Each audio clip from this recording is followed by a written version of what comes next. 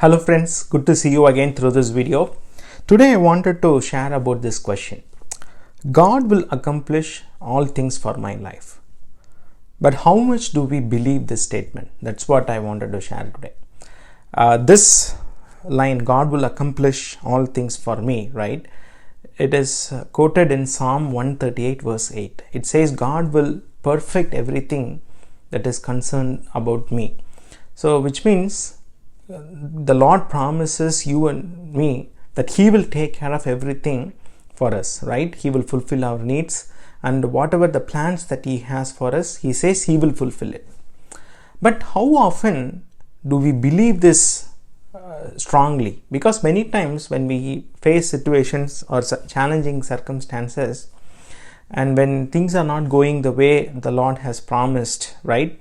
So it is easy for us to start doubting the promises of the Lord, right? We begin to question why this is not happening, or we tend to believe, or we tend to ask the Lord, is this really a plan of God, or is this something that will happen in my life or not? Likewise, we ask so many questions, right? We find it very hard to believe this. But take for example, when it comes to believing a man, a person, or when it comes to even believing a technology or a machine or an object, right? It is very easy for us to believe because we see them as tangible, right? We know when a person says, I will do this for you, it is easy for us to place trust in that person.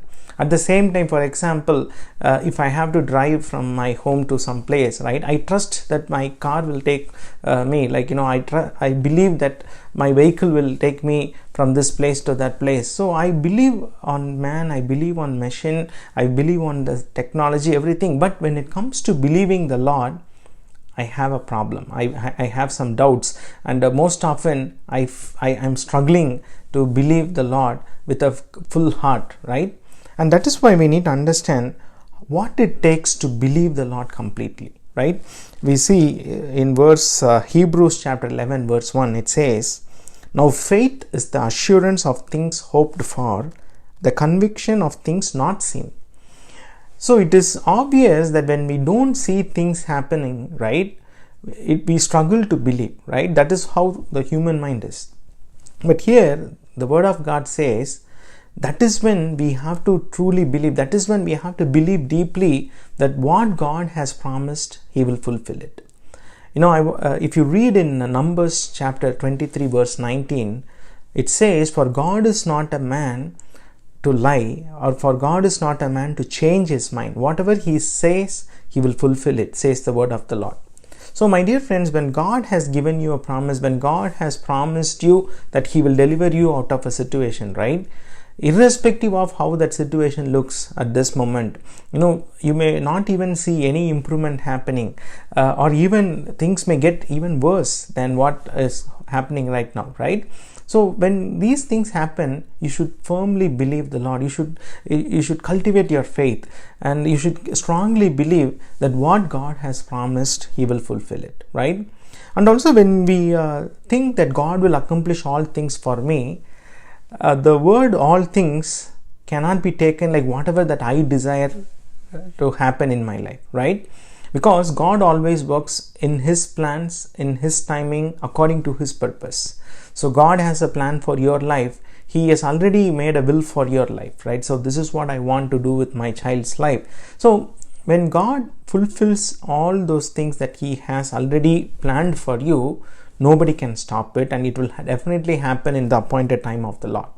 But sometimes we have our own desires, right? We think this is what is better for me, and we think if I have this, it would be great. Like that, we have our own plans. And that is why when we don't submit our plans to the will of God, when we don't submit our desires to the will of God, we will, that is when we are going to experience disappointment. Because let me read a couple of verses here. If you read in 1 John chapter 5 verses 14 and 15, this is what it says. And this is the confidence that we have towards Him, that if we ask anything according to God's will, He will hear us. So the first thing that we need to understand, if you and I, if we want our Lord to hear our prayer, if we want our Lord to hear our petition, first and foremost, it has to be according to His will. And then he says, if we know that He has heard us, what we have asked, and definitely we can believe that all our requests will be met. So it is very important that we submit our desires, our requests and petitions to the will of God. As I said, sometimes we can find the will of God in a certain situation when God speaks to us through His word, right? Sometimes if you are not clear, it's very easy for us to do one thing.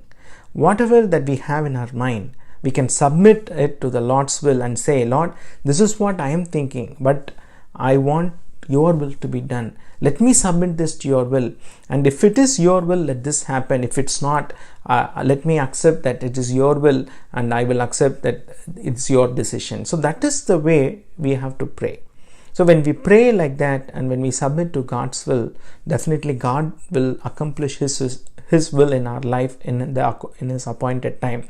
And so 2 things let us remember today, right? The very first thing is, when God says that He will accomplish everything for us, we have to believe it, irrespective of how the situation looks, irrespective of whether the situation is getting improved or like getting worse.